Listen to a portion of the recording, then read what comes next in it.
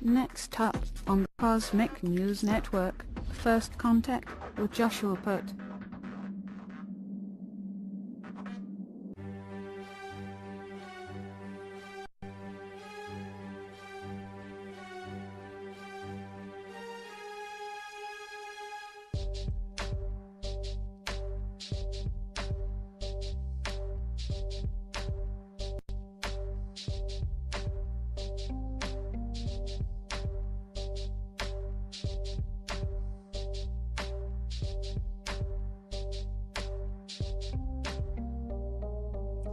Good morning, Earthlings. How you doing today? Welcome back to First Contact Radio. Glad you could be here again today. It is Friday. It is the 9th of September 2016. Our sun sign, like yesterday, was in Virgo, where it will continue to be for another 2 more weeks.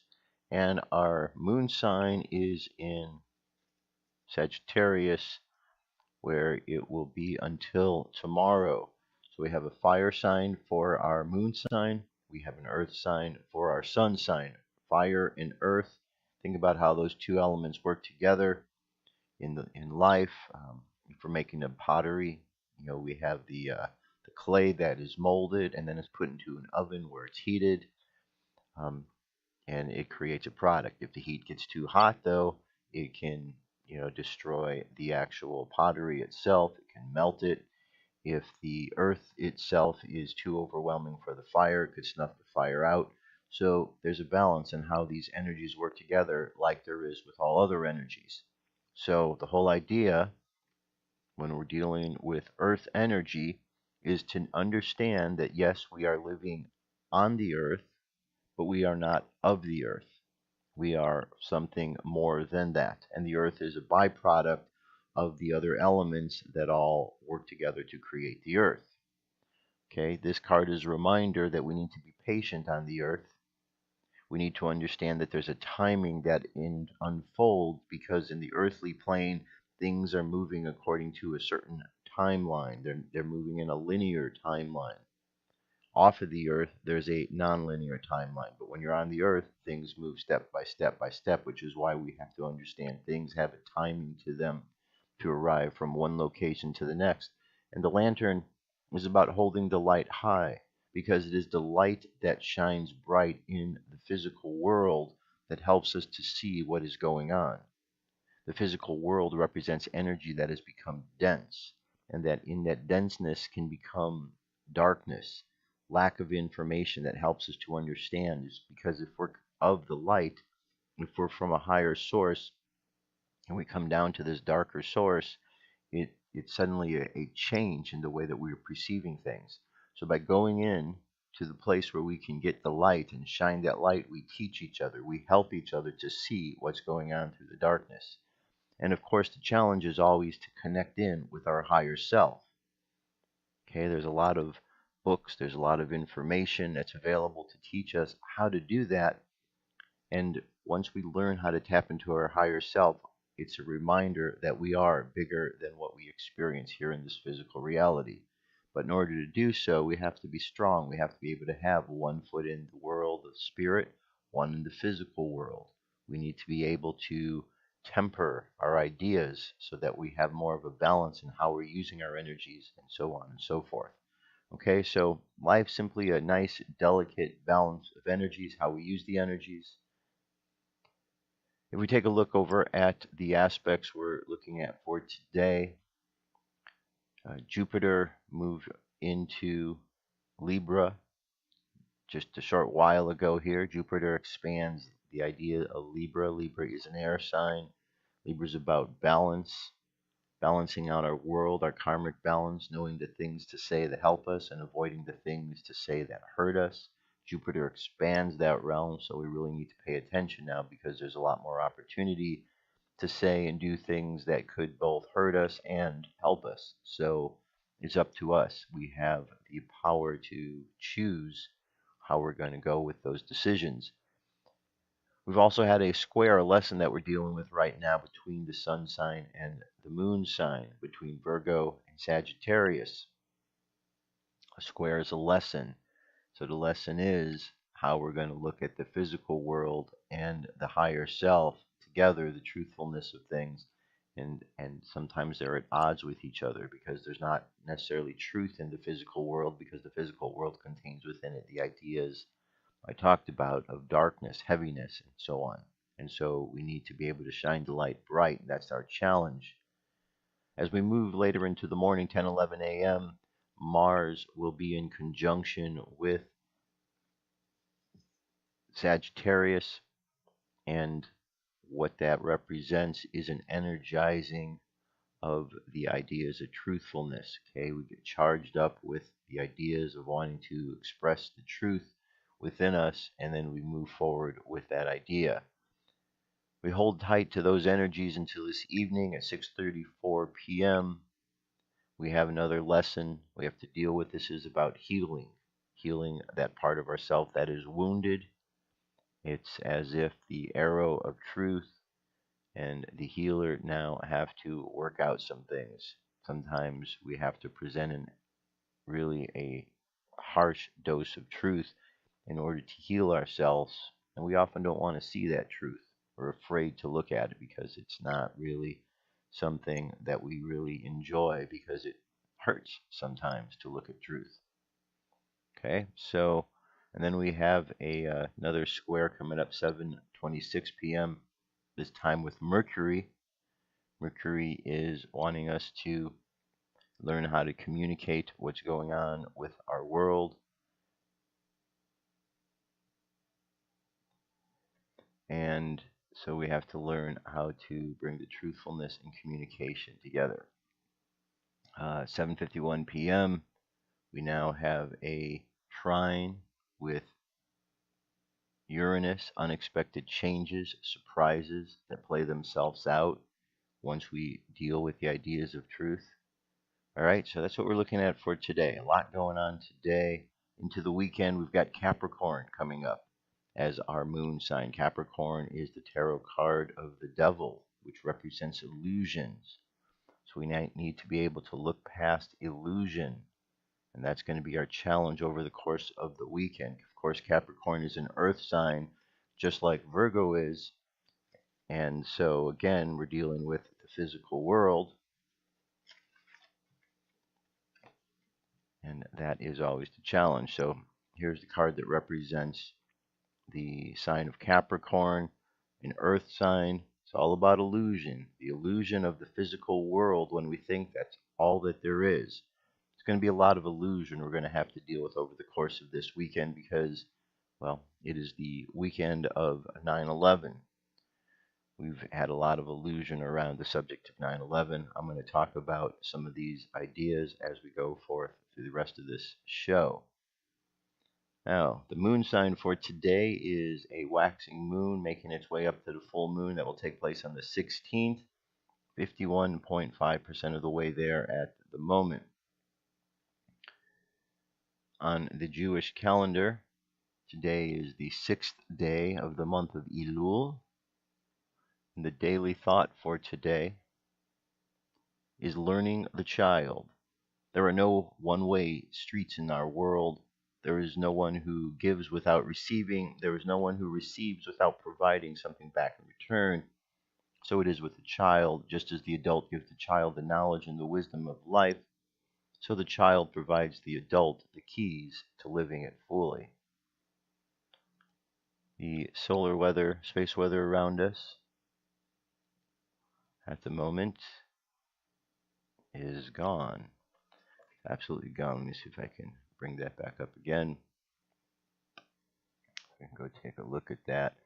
But you understand, these ideas of energies that we deal with on a daily basis. It's very important that we do understand, because it makes all the difference in the world. All right, let's see if we can get back to our space weather over here. And apparently some sort of challenge going on. All right. Let me fix this here this way. There we go.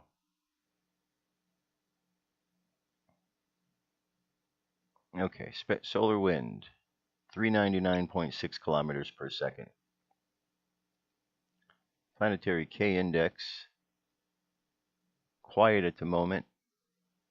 Look like we have a 2 over the next 24 hours, so things are going to be quiet in that regard.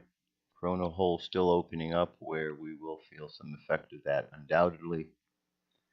M-class flare possibility still at 10. X-class also at a low percentage 1.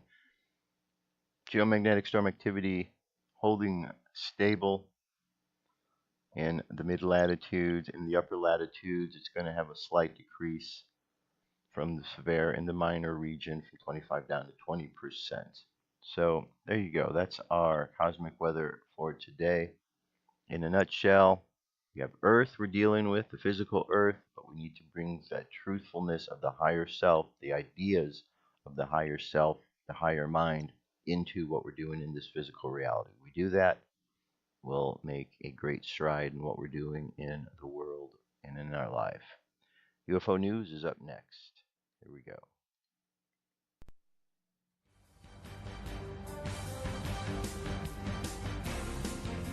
This is the UFO News with Joshua Poet. All right, Dirk, thank you very much. Today, I have 4 stories for us. So let's get over to these. Story number 1 is the story says basketball-sized UFO makes a flyby at tree line. Star-like UFOs spotted in the sky in Revere, Massachusetts, traveling at the treetop level. It was the size of a basketball, according to the reporting witnesses. Testimony filed with the MUFON reporting database. This event took place around 10:30 a.m. back in May. He was in the living room upstairs when it happened. To glance out the window, noticed a white-gray angular object flew silently in a straight line in front of the trees, coming from some power lines. He described the object as bigger than a basketball, appeared to be like a star. He found no wings, propellers, or any propulsion that can be seen in an airplane. Though he stunned to witness the mysterious incident, he had not felt any threat, the witness claimed. Unfortunately, he didn't have the time to get his camera and record the unusual activity because the UFO flew out of sight too quickly, according to the witness. He chose not to tell his neighbors about the encounter, as he believed they would not understand and think that he was crazy. All right, next story here, UFO flying above a house baffles a father in Macclesfield. There's our object in question. Chris Henry may have written multiple books about the UFO subject, but he claims he has never seen anything like the one he just spotted before. The father of 4 is looking for an answer after he saw a mysterious UFO from his kitchen window. Macclesfield resident on Mayfield Avenue, Chris Henry, was waiting for a friend to pick him up around 7 p.m. August 25th, Thursday, when a strange object appeared in the sky. He managed to record the object on video, but could not explain what he just witnessed. He described it as an egg timer shape. Chris, 27, who has written books on UFOs, claimed that he had watched hundreds of videos showing UFOs, but the one he spotted was unlike anything he had witnessed before. Chris filmed it from the doorstep, and it was reviewed. When it was reviewed and zoomed in, he saw how strange the object was. When he posted the video on Facebook, people suspected it could be a hot air balloon or a drone, but he disagreed because it was too high up. It was flying at a plane level in miserable weather. He doesn't believe it was a drone either because the object does not have wings or propellers. Okay, so there you go. Next story, a huge bright UFO over Queensland, Australia, at the end of last month, 30th. Interesting video footage of a huge bright UFO recorded above Queensland. So this one captured by UFO hunter Laszlo Novak.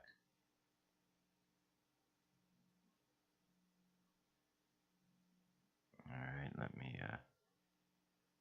zip. There we go. Right there is our object in question. Certainly one of many types of UFOs captured there by Laszlo. He's got a YouTube channel. You could check it out. Check out his other sightings. He has tons of them there. And finally, one last piece for the UFO collection today. This is a website called UFO Stalker. It's another website where you can go to get update information on current UFO sightings taking place. What we have here, you can see we have a nice map and all the different locations here. Down in the bottom section here, you have a list of the most current sightings. So if we look over and see the sightings for the 9th, there's quite a few of them. Here we have one, Clearwater, Florida, observed 4 lights overhead at high altitude, traveling east-northeast to south-southwest, maintaining constant speed. 3 maintained formation. We had an unidentified creature in Fernando Beach, Florida, which was on the 9th as well. Sedalia, Colorado, lights in the sky, brighter and brighter, then faded. This happened 4 times. In Morris, Oklahoma, bright light hovering, then 2 small lights in different location. Here in Concord, California, shape-shifting light from high in air to very low and close. I stared and lost track of time, felt static on my face, had black fibers and red, hard, glossy fibers come from chest, strange, shifting octagon orbs of light, rainbow-colored beams and diamonds. And also here, flashing lights, high altitude, not an airplane. So each one of these, you've got the little marking. You can just click on these and get some more updated information about each one, when the sighting was, what happened at the sighting. Okay, so it's a really great resource if you're wanting to check out the UFO. So I've pointed out a few of them. MUFON sighting, the Newfock sighting the other day, with the location, and then of course this one. And they're all nice, good directories where people are reporting UFOs on a pretty consistent basis. That way you can keep up to date. There's a lot of locations, there's a lot of sightings going on. People are having them all around the world, and it's a good way to keep track of them and see what's going on if it's a subject that interests you, which it does to many people, wondering, why are they here? What are they doing? So on and so forth. Okay, that is our UFO news for today. I'll be back, and we shall continue on with the subject of 9/11 truth. Stay tuned. What if our government was responsible for some of the greatest crimes against this nation? Would you really want to know? These are big questions, but these questions deserve answers. It's time to demand the truth. People shouldn't be afraid of their governments. Governments should be afraid of 9/11 was an inside job. Kennedy was killed by the CIA. Jimmy Carter saw UFO. Answers to secrets you need to know. So wake up, wake up, wake up, wake up. Wake up, wake up, wake up. Wake up, wake up, wake up, wake up. Wake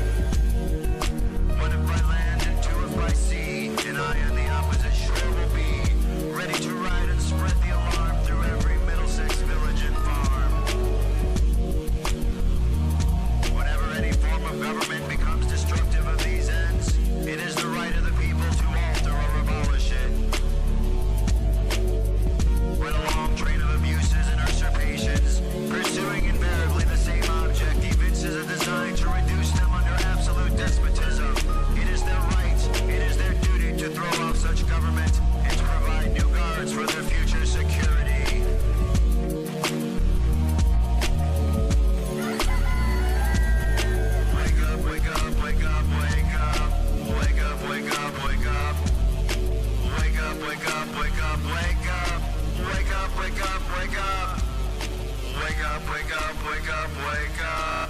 Wake up, wake up, wake up.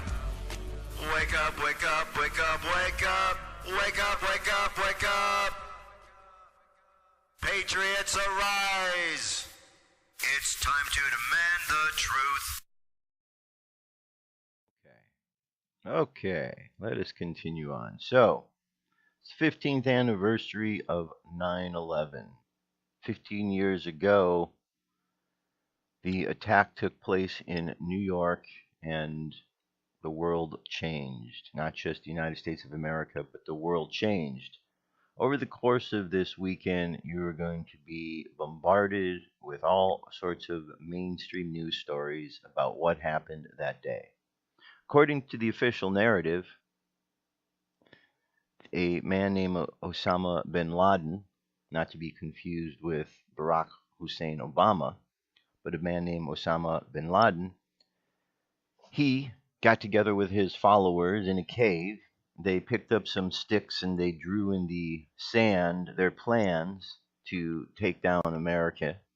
And these then hijackers then made their way into America, got past all of our security systems, and then using their basic knowledge that they gained while drawing on the cave floor there with their sticks in the sand, defeated our greatest military force over and over and over again because they were very ingenious. We know it was these particular men that did it because after the incident occurred and the buildings collapsed, miraculously, passports from the hijackers fell out of the planes, through the rubble, through the fire, landed perfectly in places where they could be picked up and named as the people who were involved with this. So, this is the official story that you're going to have shoved down your throat. Of course, none of that is true. None of that is true, except for the fact that there was an involvement with those from Saudi Arabia. However, there was also involvement from those here in the United States. And this is what the research has come to show over all of these years. Now, there were many who knew instantly after the 9/11 incident happened what was really going on. To this day, though, there are still many who are blind to what occurred on that date. And in schools, they don't even teach 9/11 anymore to all of the different schools. So there's a lot of young people who are completely clueless about what happened on that date and how their lives were affected and completely changed. So, for all of these reasons, it is important that truth be brought to people because it's been a long time now and people should know the truth about what happened. We've been talking about this every year since the show has been on in 2009, and I know that there's many other shows that are talking about this subject as well for as long as this event happened, since back in 2001. Let's take a look at some of these things I want you to check out. First thing here is a playlist. This is a playlist of movies over at YouTube that I have been collecting. You've got 9/11 Loose Change full cut version, as well as the second edition full length version. 9/11 Loose Change. This is one of the top movies on the subject. Got 9/11 in Plain Sight, 9/11 Exposed, second edition, 9/11 The Collapse of the WTC-7. That was expected to happen. Again, WTC-7 about to blow up. 15 disturbing 9/11 facts you wish weren't true. They have WTC-7 explosion witness. Howard Dean muses Bush had prior knowledge. Bush slips up and admits there were explosives used at the World Trade Center. Clinton slips up, says the Pentagon was bombed. Evidence that George Bush had advanced knowledge of 9/11. Bush admits that Iraq had nothing to do with 9/11. George Bush jokes about weapons of mass destruction. Okay, on and on and on. Lots of good stuff. So I'd like you to go over this playlist and watch some of these things. Instead of being caught up in all of the nonsense that mainstream media is going to present to you, here's some real investigative information. Because What we're told is that the buildings came down because there were two planes that crashed into them. That the buildings caught fire because that's what happens. And when a building catches fire, it just collapses. But that's not what happens. That's the story that they told that's been picked apart over and over. The buildings did not collapse because they were hit by planes. The buildings collapsed because there were explosives planted in those buildings, and they were brought down like controlled demolitions. Not only were those two buildings brought down, but there was a third building that was brought down that day, WTC-5. And it was brought down in the same way, except that building wasn't hit by anything. It had some fires in it that were being put out, but then the building suddenly collapsed. If you take any of these collapses of these buildings and put them side by side with known demolitions, it's very easy to understand what's going on, except for the fact that the mind has been tricked to see things in one way by the mainstream media, who is out to fool you, and therefore people get locked into the belief that the alternative method and story couldn't possibly be true. Well, for 15 years, there's been a number of organizations studying these particular topics. One of these organizations is Architects and Engineers for 9/11 Truth. This one is very simple. Their objective here is not to get into the political discussion, the who did it, and any of that. The whole idea is for these engineers and architects to understand a very simple principle. Why did these buildings fall? Because these architects and engineers who are responsible for creating buildings want to make sure that they don't make buildings that fall down. So they wanted to find out. And upon their investigation, they came to find out that these buildings didn't fall down because they caught fire. They fell down because there were explosives planted in these buildings. And here's Richard Gage, the founder of this organization here, along with other engineers who are instrumental in the whole organization. We've got tremendous amount of links here, from evidence to questions to video, how you can get involved with this. If we look on who we are here, talks about the organization. Okay, the different gentlemen involved, and the ladies involved as well. All right, so this is one really good site. A while back, I did an interview with Richard Gage, very informative, and that was years ago, before he had really gotten into all of the latest research of the last couple of years. Tremendous site, and it's important. We don't want to walk into a building that's going to collapse, so these architects and engineers wanted to know, why did they collapse? What is it that we can do to fix this? Because if the buildings really came down by fire, we got a problem. But buildings didn't come down because they were caught on fire. They came down because there was explosives in the building.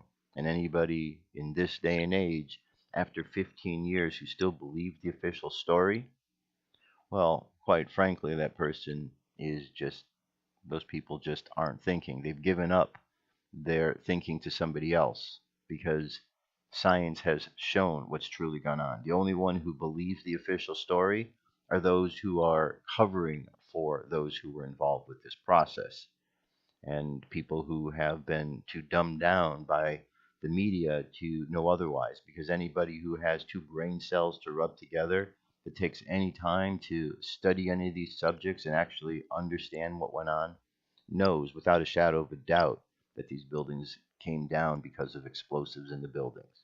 How do we know this? Because of the testimony over and over and over, from the firefighters who were in the building, to the first responders, to the testimony from the people that were there that witnessed these events going on. Okay, then of course over the years people slip up and they say things. You know, there's some of those videos you saw in there, George Bush slipping up saying things about how the building was blown up, how the Pentagon was blown up, hit by a missile. You know, all of this information, it's just come to light. There's no reason a person shouldn't know this unless they choose not to, because the information is too difficult for them to swallow. Here's another one, 9/11 Truth News. 60 minutes covers declassification of the 28 pages. These were the 28 pages that were redacted from the 9/11 Commission report, a report which said that they got it wrong and they needed to have an independent investigation because their investigation was doomed to fail, which of course it was. People put on the 9/11 Commission were all connected and with the government that was involved with the process anyway. So here we have a lot of great information here. Okay. So I can go on and on for hours about all of these sites and what's here, but I'm just going to leave this for you to check out so you can do your research.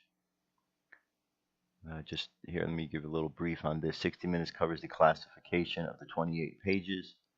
In 10 days, President Obama will visit Saudi Arabia at a time of deep mistrust between two allies. This was back in April written. Two allies and lingering doubts about the Saudi commitment to fighting violent Islamic extremism. It also comes at a time when the White House and intelligence officials are reviewing whether to declassify one of the country's most sensitive documents, known as the 28 pages. They have to do with 9/11, the possible existence of Saudi support for the hijackers while they were in the U.S. For 13 years, the 28 pages have been locked away in a secret vault. Only a small group of people have ever seen them. Tonight, you'll hear from some of the people who have read them and believe, along with the families of 9/11 victims, that they should be declassified. Okay, these were 28 pages that were left out of the 9/11 Commission report, and there was a lot of damning information that has come to light through them as we understand what was in those pages. You know, right after 9/11 happened, there was one documentary that came out, the very first one, which was a documentary by Michael Moore. Now, say what you will about Michael Moore, he had it right about 9/11. He had it right because he was not a fan of the George Bush administration, so he went in as an attack dog on him. Unfortunately, his liberalness has gotten in his way of the other events that have taken place and the other documentaries he's made over the years. So instead of being truthful about them, he simply now is acting as someone covering up for the criminals. So he himself has become, guilt by association, associated with the criminals, and it's unfortunate. But if you look back at his first movie, Fahrenheit 9/11, about this, he got that one right. So when you hear him out there spouting all the stupidity he's doing now, he's a liberal. Nothing you can do about that. Liberalism is a mental disorder, and at least he got that one right. Here's a site here, 911truth.org. Another series of great information here. Here we have Europhysics, in which they published earlier this week. The magazine of the European Physical Society published a 3,000-word feature that was all about what they believed happened there. And they talk about the building coming down through explosives, not by planes, not by fires. Here's another one here for you to see, 9/11 Truth, pilots for 9/11 Truth. The official story tells us about these pilots that flew these planes. It says 9/11 for Truth is an organization of aviation professionals and pilots throughout the globe who have gathered together for one purpose. We are committed to seeking the truth surrounding the events of the 11th of September 2001. Our main focus concentrates on the 4 flights, maneuvers performed, the reported pilots. We do not offer theory or point blame at this point in time. However, we are focused on determining the truth of that fateful day based on solid data and facts. Since 9/11, 2001 is the catalyst for many of the events shaping our world today, and the United States government does not seem very forthcoming. It says we do not accept the 9/11 Commission report, a commission actually admittedly set up to fail according to the chairman himself, nor the hypothesis as a satisfactory explanation for the continued gross violations of the U.S. Constitution being committed by government agencies and the sacrifice every American has made to continue to make some more than others. We stand with the numerous other growing organizations of firefighters, medical professionals, lawyers, scholars, military officers, veterans, religious and political leaders, alongside survivors, family members of the victims, family members of the soldiers who have made the ultimate sacrifice, including the many ground zero workers who are now ill or have passed away. We now ask for a true new independent investigation into the events of 9/11. Pilots want to know why, because when they hear the stories about the maneuvers, some of these pilots that flew these planes who had very little experience, they want to know how these pilots were able to do them. The person who supposedly flew into the Pentagon was an amateur pilot at best, and he made a maneuver that someone who would be a highly skilled professional would make. Not only did he make a maneuver that was very intricate, but he did so in a plane that is not the typical type of plane that you would do such a maneuver in, which even added to the degree of difficulty. So the analysis of the pilots is that it was not possible for someone of his caliber to do that, because someone of their caliber would even have a challenge doing such maneuvers. Now, the pilots themselves, what we do know of them, those who came across some of these hijackers did train on American soil at American military bases, which tells you that there is a strange connection between what went on with the 9/11 hijackers, the 9/11 event, and our United States government. How they slipped by the radar? Well, obviously somebody allowed them to slip by. And one other piece here to look at: Firefighters for 9/11 Truth. We are committed to deepen our honoring by learning from 9/11 and making the individual and community changes necessary so that 9/11 type events and wars and terror never happen again. What's important about this site and this investigation is that the firefighters were the ones who went into the buildings. Firefighters were the ones who went into the buildings. They're the ones who experienced firsthand the explosions going off. They experienced the loud explosions. And when you watch some of these documentary videos, you will hear these firefighters talking about the explosives that went off and the investigation of others who were in the building that heard these explosives go off. Not explosives that were happening up where the planes crashed in, but lower in the basement levels, in the lower lobby levels. So their testimony is very important, and what they've discovered is very important, because it wasn't a fire, it wasn't airplanes that brought this building down. That is the smoke screen. That's the cover story for the sheeple to believe. Remember the other day I showed you the video of the people standing up and sitting down because they heard the bell? Okay, those are the same type of people that believe the 9/11 story. The mainstream media is the bell. Bing! Goes off, and the people say, oh, I got to listen to them. They're telling the truth.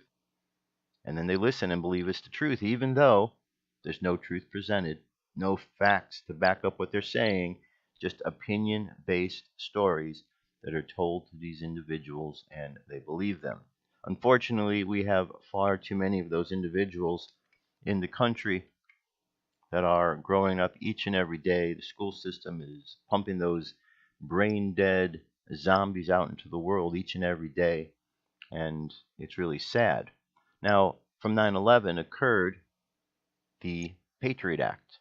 The Patriot Act is an act that really clamped down and put a whole lot more military and police state in effect. This is something that we had been concerned about. It's something that, when we go back to the time of George Orwell and his stories, he talked about the police state. There's been concerns about the police state, and sure enough, this event that happens in 9/11, false flag event, occurs. Instantly, Patriot Act is brought forward, a big, thick document that couldn't have been written overnight, that was pre-prepared and then signed into existence once this event occurred. And from there, Obama signed the extension of the Patriot Act that Bush originally signed. And then he went further. He created and signed the National Defense Authorization Act, which then later included the bill to send propaganda against the American people. And it's a complete ruse that has occurred nonstop. Nonstop.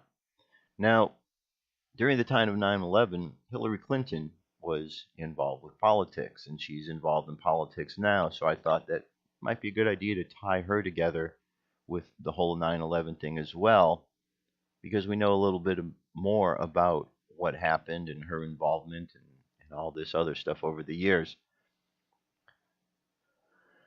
Here's a statement: Hillary's 9/11 responses to 9/11 attacks, her 9/12 responses.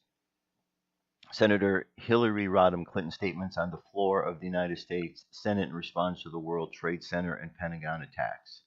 She says, thank you, Mr. President, and I thank my colleagues for their outpouring of support, their concerns, and many other offers of additional aid that have come to the rescue of the people as a result of this devastating travesty. Let me just get to the highlighted points here.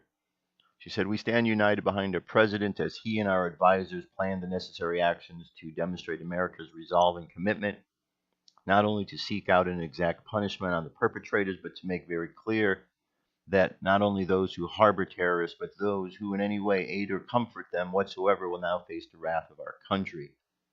And I hope that message has gotten through everywhere and it needs to be heard. You're either with America in our time of need or are not.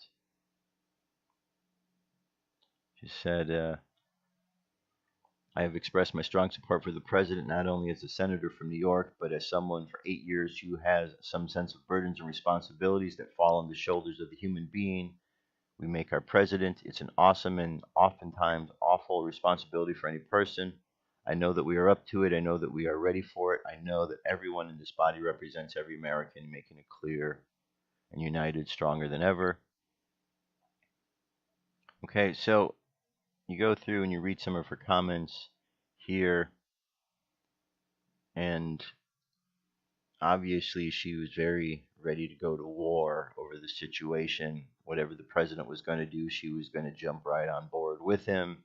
She made comments in here that either you're with America or you're against it, and that we should not be having people and we should be punishing those countries that harbor terrorists. Flash forward to present day, and the very countries that harbor these terrorists are countries that are now funding Hillary Clinton, giving money in the deterrent, millions of dollars to the Clinton Foundation. So she herself is taking money from the very countries that are harboring the terrorists that we are told were involved with 9/11. So she speaks out of both sides of her face, and she changes her ways quite a bit. Now, Hillary has an assistant named Huma Abedin. Here's an article at Allen West. If you've been following along, you already know of Hillary Clinton's own personal ties to the Saudi Arabian government, notably the millions of dollars, estimated from $10 million to $25 million. It has contributed to the Clinton Foundation since 1999. Well, apparently Clinton's ties to the Saudi government, known for its backward treatment of women and gays, not to mention likely ties to 9/11 terrorist attack in the U.S., don't stop there. None other than Hillary's closest aide, her right-hand woman, Huma Abedin, has some pretty quite close, quite literally, ties as well that we're just discovering, courtesy of Breitbart News. In fact, it's rather stunning to learn what this top aide to the woman who wants to be president of the United States was doing on the day the terrorists killed nearly 3,000 Americans and injured 6,000 others. As Breitbart reports, on September 11, 2001, Huma Abedin, Hillary Clinton's aide for 20 years and co-chair of her current presidential run, was working for an organization located in the offices of Saudi Arabia's Muslim World League. Remember this, Muslim World League. That's a Wahhabist Islamic group that Breitbart News recently reported was going to be put on a list of terror funder lists by the United States government, but was removed under pressure from the Saudi Arabia. Okay, so Muslim World League was going to be put on a terror list, but somehow Saudi Arabia, who gives millions of dollars to Hillary Clinton, put pressure on our government to remove them from that terror list. The latest revelation ties the Muslim World League directly to the Institute for Muslim Minority Affairs and the Journal for Muslim Minority Affairs, an organization that Vanity Fair writer William D. Cohen called the Aberdeen Family Business. As Breitbart explains, the group suspected of funding terrorists, the Muslim World League and the Aberdeen Family Business have the same address. You can see the Breitbart extensive confirmation of this at their site, but not only did they share a location, the suspected terror funding organization was a board member of the Aberdeen Business. An archived webpage from the Journal of Muslim Minority Affairs from over a year later after 9/11, December 2nd, 2002, the earliest date available, shows then New York State Senator Hillary Clinton's aide, Huma Abedin, was an assistant editor of the journal. Okay, if we just click on this here, open this up for you so you can see.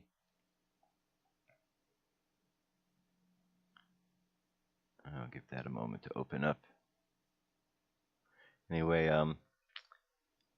in there it shows her connection, and listed on the board of advisor on the date is a former Muslim World League Secretary General Abdullah Omar Nassef, who is listed as being as the Majlis al-Shura.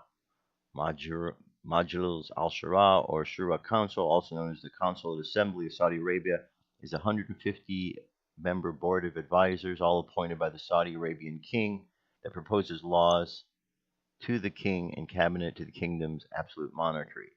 Although she was working for Senator Hillary Clinton in 2001, at that time, Huma Abedin was an unknown but influential aide, so her connection to the Muslim World League went unexamined.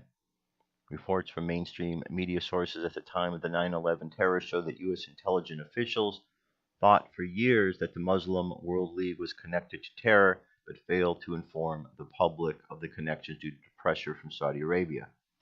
Okay, so this is open here. Here you go. Institute of Muslim Minority Affairs, and assistant editor. There she is. Okay. We have also another associate editor, is Hassan Abedin, family member. Okay, so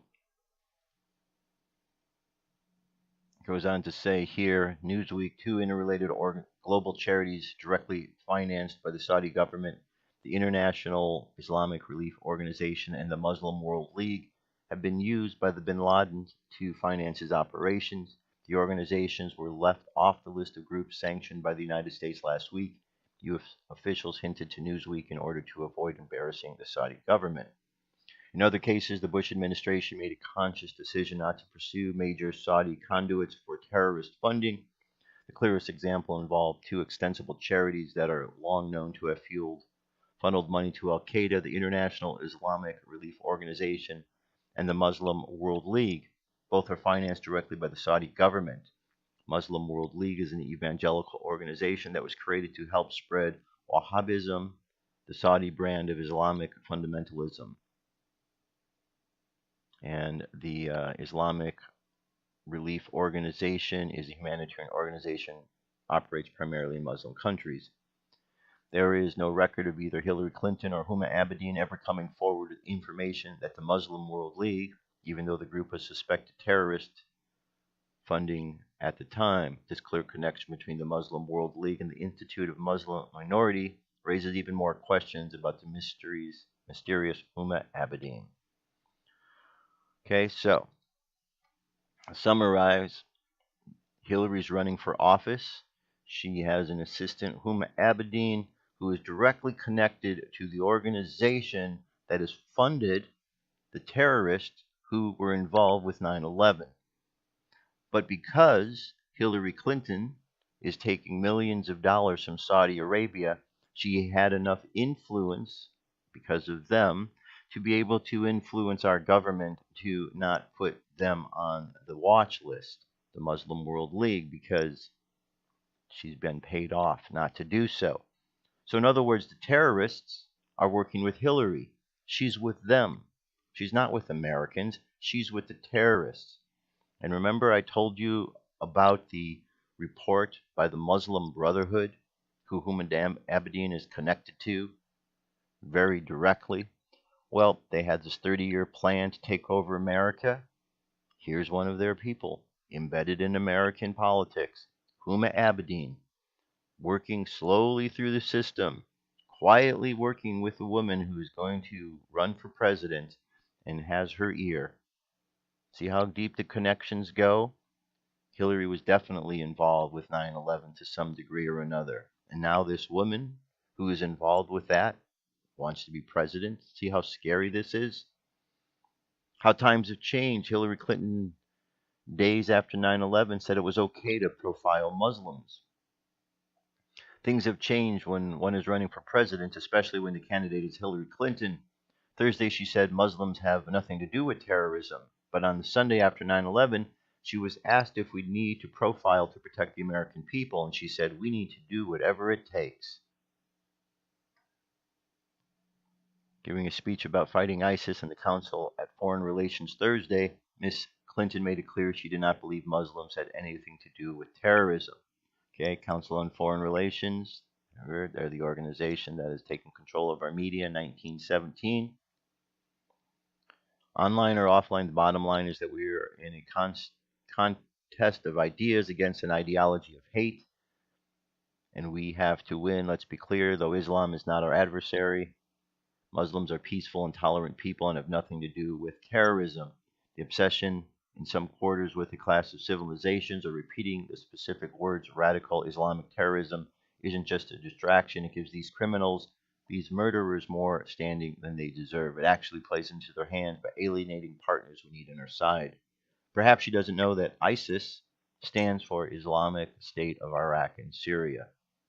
So, again, Hillary has said one thing at one time, but then another time she says something else.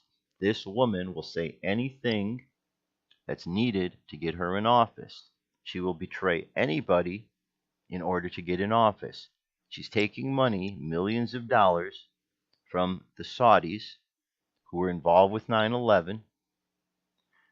She has an aide who's directly connected to Saudis and the terrorist organizations that were helping to fund the terrorists. And this woman is wanting to get into the White House.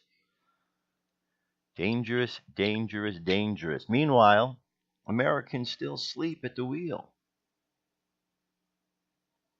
Watched a video the other day Mark Dice was doing down at the beach, interviewing people, asking them if they thought it was a great thing that John Wayne was endorsing Hillary Clinton. One after another, brain-dead individuals spoke of how wonderful it was that John Wayne was endorsing Hillary Clinton. Didn't bother to tell them that John Wayne was dead for many, many years. And of course, none of them, one person at the end got it. But most everybody else that was asked this question didn't have a clue that John Wayne was dead. And some folks didn't even know who John Wayne was. We live in a brain-dead society. And we see the walking dead, the zombies around us every day. Just like you saw in the video with the people standing up and down. They don't know why. They heard the bell and they have to act. And here's one last piece. Hillary Clinton's funded by 9/11 terrorists. Royal family of Saudi Arabia is funding Hillary Clinton's presidential campaign. Hillary's NWO cohort, President Obama utilized the Hegelian dialectic to simply lie out of both sides of his mouth to get elected. Obama racked up countless broken promises, a tactic Hillary Clinton wields with abandon. The latest hellbound hound on Hillary's trail is the fact that 20% of her campaign is funded by none other than Saudi Arabia. That's right, Hillary is funded by those responsible for 9/11. The country was brought its way to the United Nations Human Rights Council while simultaneously beheading its own citizens. The 2016 death toll in Saudi Arabia is up 95%, up to 95 as of June 2nd, 2016. The country has a legal system based on Sharia law, with Sharia law mole compromising a potential U.S. president in the form of the Muslim Brotherhood linked Huma Abedin via her parents and her brothers. So, the connections to 9/11 still occur.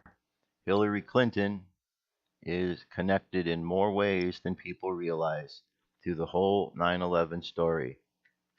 Question is, are we ever going to get to the truth on this to be able to bring it to light? It's really a challenge because the media is so bought and sold. They don't even understand that their country is being stolen from them right underneath their noses. That the Saudi government, that those involved with 9/11 are just laughing at Americans, and most of the other world are laughing at Americans. Well, Hillary and Barack, they simply destroy America because that's what their plan is, to simply destroy the country. I can't believe how many people buy into the lies about what Hillary is selling these days. But they do. They do. Women are out there supporting Hillary, even though she takes money from countries that abuse women. She has members of the homosexual community supporting Hillary Clinton, even though she takes money from countries that kill homosexuals. I don't understand why. I mean, maybe these people, these women, and these homosexuals that support her have a death wish. Maybe they're not very bright individuals, because why would you possibly support anyone who wants to bring people into the country that want to kill you? Why would anybody in their right mind? And therein lies the question, because those people aren't in their right mind. Liberalism is a mental disorder. And if you simply don't understand that, just look at the decisions being made by those in power, and look at the decisions being made by the liberals that are supporting the agendas, and then apply common sense to them, and you simply realize that none of that makes sense of what they're doing. Because why would you support somebody who wants to bring people into the country that want to kill you, that want to take over your lands? And again, I keep going back to 622 AD. People say, oh, that's a long time ago. Why do we want to pay attention to something that happened so long ago? Well, because we didn't pay attention to it then, and the same situation is occurring now. They went into Medina as refugees. They were escaping a situation where they were not wanted in, because Mecca didn't like their ideology that Muhammad was spreading. So they went into Medina as refugees. And then they took over Medina, killed people, and the people they didn't kill, they enslaved. Fast forward to 2016, we're having the same thing occurring in Europe. And now here in America, we have intelligence experts tell us members of ISIS are sneaking in as refugees. Oh, really? Well, where did they possibly get that idea? Oh, yes, 622 AD, when the first time they did it. Why would they change their playbook when dumb Americans haven't caught on because they're too prideful to look back in history to understand what really happened? No need for them to change their play. They keep doing the same thing because Americans are too caught up in all the nonsense and distractions that keep them from really seeing what's going on. It's unfortunate that our country is going the way it's going, and it's unfortunate that there are so many dumbed down individuals in this country, because they don't realize how they're hurting themselves. And the young people that are growing up in this world, they're going to grow up in a world that's much different than the world many of us of the older generation grew up in. Okay? People of these last 10, 20 years, they have no idea what the world and the changes are, because they're being so dumbed down. The Muslim Brotherhood, as we know, has gone into the schools. There's more chapters of Muslim and Islamic ideology at these college campuses than there are Republican or Democratic ideologies. This is being spread to the students, who are then going out to become teachers and then teaching the next generation. Kids coming out of schools are so wussified, changed in their ideologies about what's going on, that they come out and they hate America. That's why you have people like Colin Kaepernick, who can go out and do the things he's doing, kneel down during the course of the ceremony. The flag has nothing to do with what's going on. He's a brain dead athlete who's trying to make a point about something, but he doesn't have a clue about what he's trying to make a point about. So he does something because he thinks it's going to make a change, but all he's doing is irritating a lot of folks. I don't understand why the NFL doesn't smack that down right away. But then again, we've come to understand that the National Felons League is just a corrupt organization as well, because if they really truly cared, they'd stop that. But we've got so many issues in this country that are going on that, we're kind of getting lost in the issues. So the only thing we can do is we've got to find a way to reconnect in with the spiritual aspect of who we are. We need to get down on our knees and humble ourselves to the higher power that flows through us that we've ignored for such a long, long, long time. Because our country, and the world for that matter, is really in a very dire situation. However, the good news is, in all of this, is that the books of prophecy tell us that when we get to this dire situation, that means we're close to the end of this timeline. That means the time of return of those who are going to help correct things, and the time of the energetic shift when we begin to take a stand for what is right, all occurs. So we have good things and bad things happening simultaneously. This is our time to choose the path that we're going to follow. There are many choosing the path. We could see which path they're going to go down. They're going to go down the path of Satan. They're going to go down the path of evil, of darkness, of anything you want to label that. Where those who are going down the path of God are understanding things differently. And these paths are very different. And we see people every day making the choice of where they want to go. Some people think that it's very casual to experiment with certain ideologies. But then they get caught up. They don't understand the traps and all of these things. I read it every day in forums of the stupidity that people are engaged in. I see every day with what's going on with Hollywood. Being out here, I'm very well versed with what's taking place in the Hollywood scene, and hearing how people talk and what's being pumped out into the world as far as propaganda. I think that we are our own worst enemies, and we need to get our heads together and stop putting negativity and darkness into the world, and start finding a way to bring in light and positivity into the world. It all starts with us, though. It all starts with us. And that's the tricky part. Because in order to start with us, we have to go inside. And when we go inside, we find the thing that's hidden from us. But most people are too afraid to go inside for any sense or any amount of time, so they never find the actual thing that they're looking for because they think it's on the outside of them. And if you want to look to the outside, hey, in this physical reality, there's plenty of those who will come to you to say that they have on the outside what you need. There's plenty of this energy to provide you with the illusion that everything you need is in the outside world. But ultimately, in that, you simply find yourself chained to the box of ignorance because you're caught up in an illusionary realm.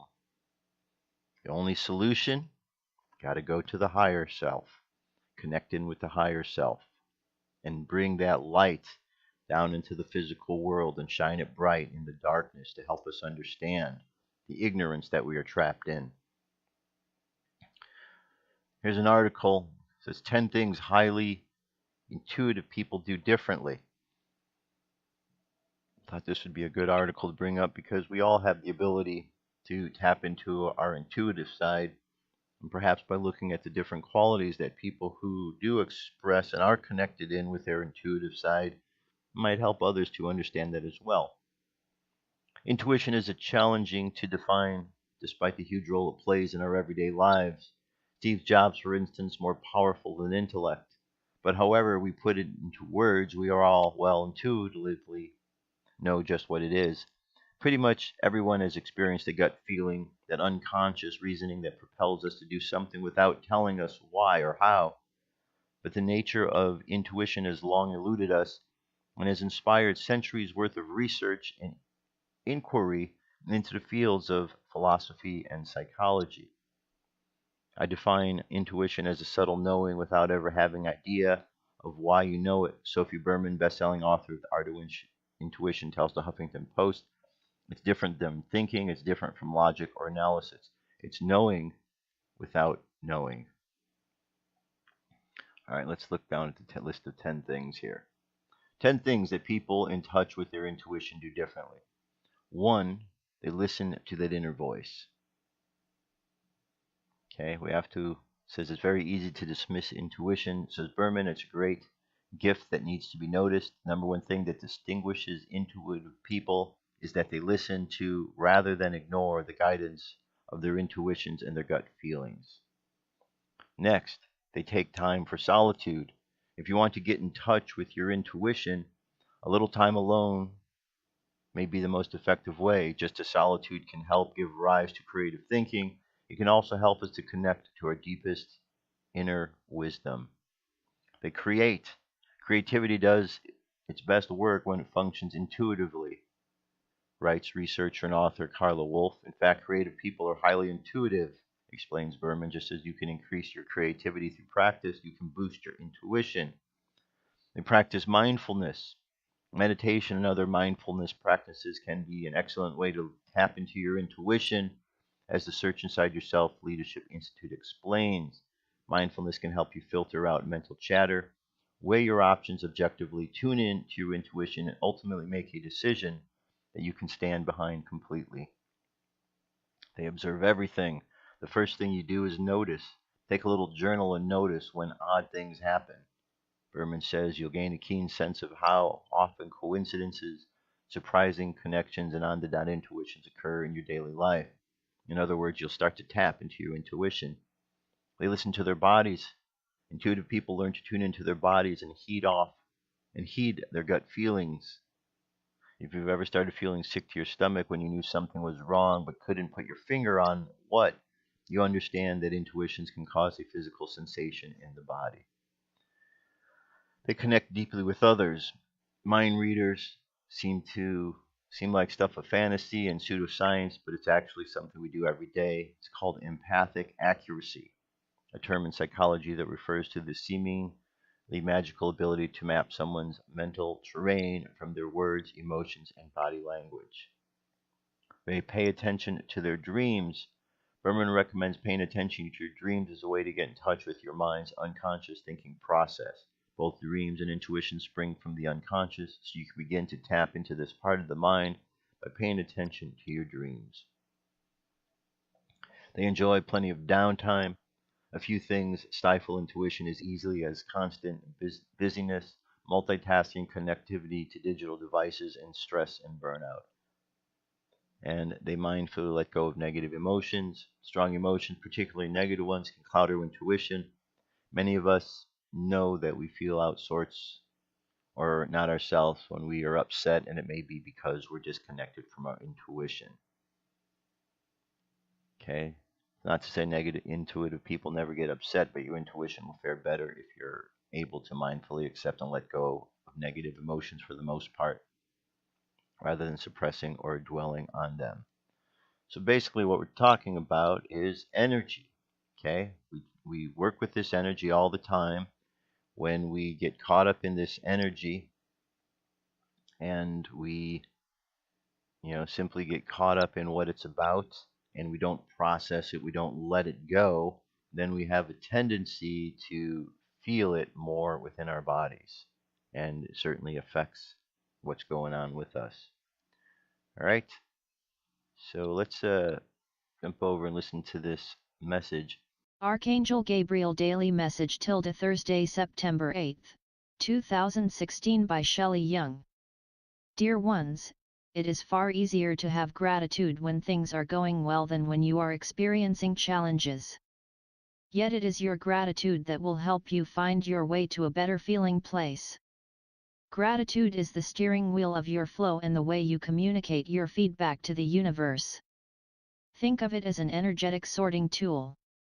If you can understand its very important function in your life, you will see that it has immeasurable value to you in the creation of the life you desire, in good times, and especially during the times that you experience as trying, for the use of gratitude soothes your present self and pre-orders gifts for your future self. Archangel Gabriel. Good message indeed. And that finally brings us to our meditation for today. So go ahead and close your eyes and take a deep breath.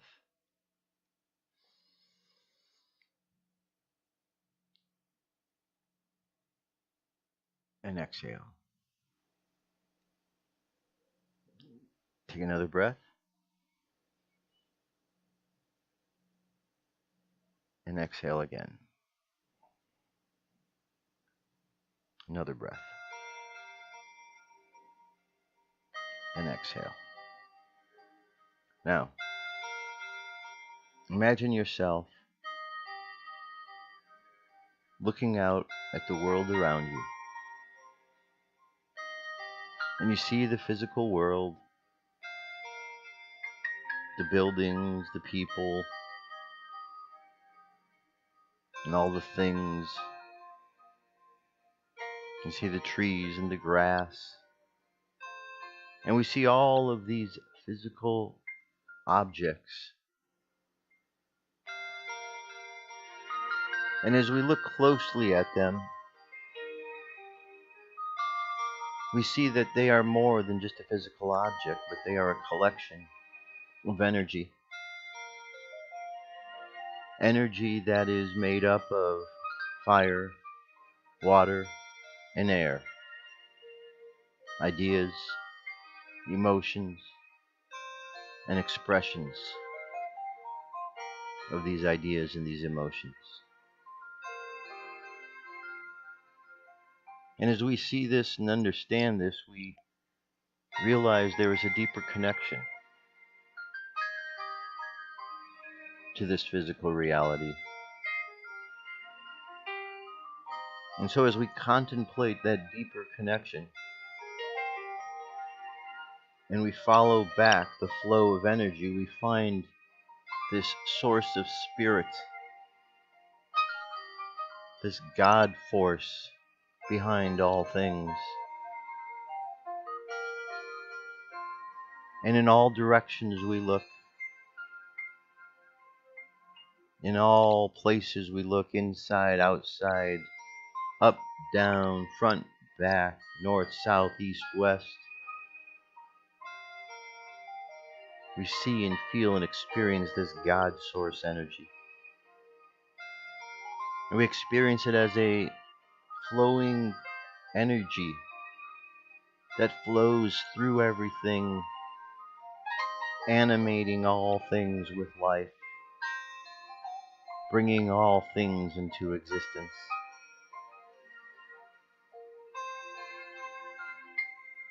And so we take time to honor this energy that flows through us, knowing that in doing so we honor the very essence of who and what we are. So we thank you, Mother and Father, for all of the love and the light you send down to us. We thank you for the outpouring of your divine essence that emanates ever forward into all things. We thank you for the light of the Christ which shines bright throughout the cosmos and flows into each and every one of our lives. And we thank you for the strength and the abilities to look past the distractions of this physical world, to see and feel that light, and then go further by even shining that light bright for others to see. We thank you for the blessings of the past, the present moment, and those in the future. And we in turn send back love, light, and prosperity to you. For we are all reciprocal in our exchange of energy with the universe, and as we understand, we find ourselves moving, evolving, growing in ways that our physical do not fully understand.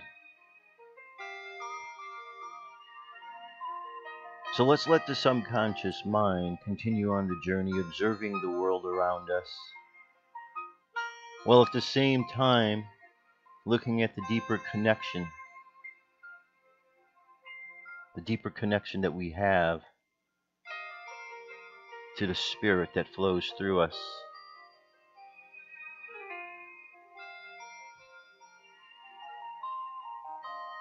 Let the subconscious mind continue on that journey, and let's bring the conscious mind back to the present moment on the count of 3. 3 coming back to the present moment filled with confidence. 2 coming back to the present moment filled with faith. And 1 coming back to the present moment happy, healthy, and whole. Happy, healthy, and whole. Take another deep breath. Exhale, and open your eyes. All right, my friends, that is it for today. That's it for the week. Have a great weekend. Be ready for the bombardment of all of the 9/11 information that you're going to get. They're going to tell you the same old story over and over and over again. You're going to deal with people who, despite 15 years of research and evidence to show what happened, who still buy into this story hook, line, and sinker. Some people just aren't going to change in their ways. Some people are just so caught up and lost that they don't know how to find the truth, even if it smacked them in the face. Because accepting the truth causes too much pain, because it proves that they were fooled, and people don't like to admit that they've been fooled. So we're going to deal with that over the course of these next couple days. We're going to deal with people who go on and believe the official story, even though it's been proven to be false. We're going to have to listen to the people who are continuing to lie and cover up this story. But just have compassion for those individuals. Send them some positivity that they might truly be able to overcome their fears, to truly understand what took place that day and how our lives are still being affected by it here in 2016, 15 years later. It's a big deal what happened, but we can overcome this just by understanding the truths. The truths are available. We just have to be brave enough to look at them. And therein lies the challenge, because we live in a world right now that certainly isn't standing on the pinnacle of bravery. So we look to those who are being brave, and there's a lot of brave individuals. And so let's let that bravery of the individuals, let that grow. And if there's bravery inside of you, then let that grow and let that be an inspiration to others, that they might be brave as well. Eventually we'll all get this figured out, sooner or later. Maybe not everybody, but a number of people will open their eyes and see. That's it. Enjoy all the information. Links are available at firstcontactradio.com. Have an awesome weekend. I'll talk to you next week. In the meantime, I love you. Keep loving each other, and I will talk to you soon. Peace. I'm out of here.